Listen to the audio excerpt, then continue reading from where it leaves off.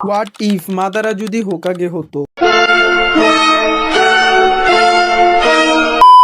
তো তোমরা এই ভিডিওর ডিমান্ড অনেক করেছিলে, এজন্য আজকে আমি নিয়ে এসেছি মাদারা যদি হোকাগে হতো তাহলে কি হতো। নারুটো এনিমেতে মাদারা হলো একটি ব্যাডাস ভিলেন। মাদারা যদি হোকাগে হতো তাহলে কি সে ভিলেন হতো, বা হিডেন লিভ ভিলেজ কি হিডেন উচিয়া ভিলেজ হয়ে যেত?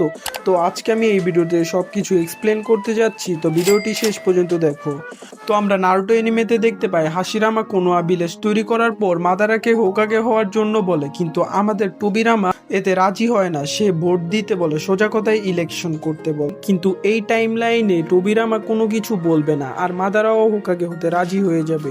সব কিছুর পরে মাদারা হোকাগে হয়ে যায়, আর হাশিরামাও সে তার সাথে রাখে, অনেকটা অ্যাডভাইজারের মতো। টোবিরামা এতে কিছুটা হেজিটেট ফিল করলেও সে কোনো কিছু বলে না। মাদারা হোকাগে হওয়ার পর সবার আগে কোনোয়াকে শক্তিশালী করার চেষ্টায় লেগে পড়ে। সে সব সময় উচিয়াদের জন্য আলাদা ট্রেনিং ক্যাম্প বানায়, এবং সে শিনোবি ওয়ার্ল্ডে পিস আনতে চায়। সে এই জন্য সে 5 নেশন কাগে সিমিট করে। তখন হাশিরামা মাদারাকে বুদ্ধি দেয় যে সে সকল টেল বিস্টকে সমানভাবে ভিলেজের মধ্যে ভাগ করে দিতে, এতে সবার শক্তি ব্যালেন্স থাকবে। কিন্তু মাদারা এতে রাজি হয় না। মাদারা বলে এটা সে করবে না। তার কথা শুনে 5 নেশন বেশিরভাগই ভিলেজ কোনোহা ভিলেজের এগেনস্টে চলে যায়, এবং ফার্স্ট নিনজা ওয়ার শুরু হয়।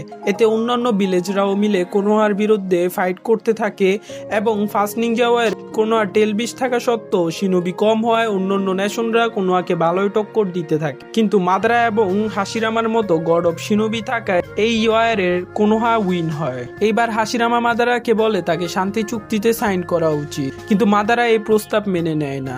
তার কাছে ইন্টারনেট মাঙ্গিকিউ শারিনগান থাকায় সে উচিয়াদের সিক্রেট স্টোন পড়ে, এবং সেখানে টেল বিস্টের ব্যাপারে এবং তার জিঞ্জুরিকে ব্যাপারে সম্পর্কে লেখা ছিল। সে এটা পড়তে থাকে। পরের লেখা পড়ার জন্য তার রিনেগানের প্রয়োজন ছিল। আমরা জানি এগুলো সব ব্ল্যাক জেটসু মাদারাকে দিয়ে করাচ্ছিল। তো মাদারা জেনে গিয়েছিল যে হাশিরামা সেল দিয়ে সে রিনেগান পেতে পারবে, এবং সে হাশিরামাকে জানায়, কিন্তু হাশিরামা তাতে রাজি হয় না। সে হাশিরামাকে পুরো প্ল্যান বলতে চায় না।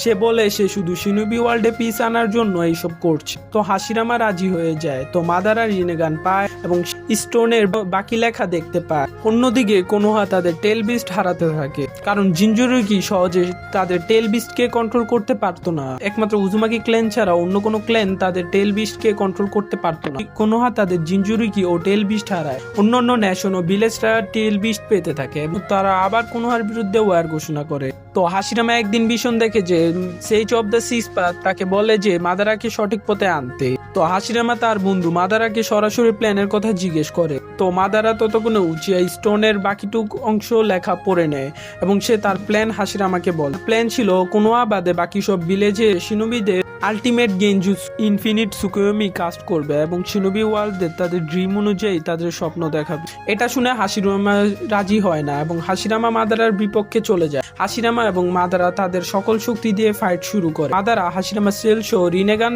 সহকারে হাশিরামাকে ভালোই টক্কর দিতে শুরু করে, কিন্তু হাশিরামা ছিল গড অফ শিনোবি। সে তার সেজ মুডের মাধ্যমে 1000 হ্যান্ড জুৎসু ক্রিয়েট করে।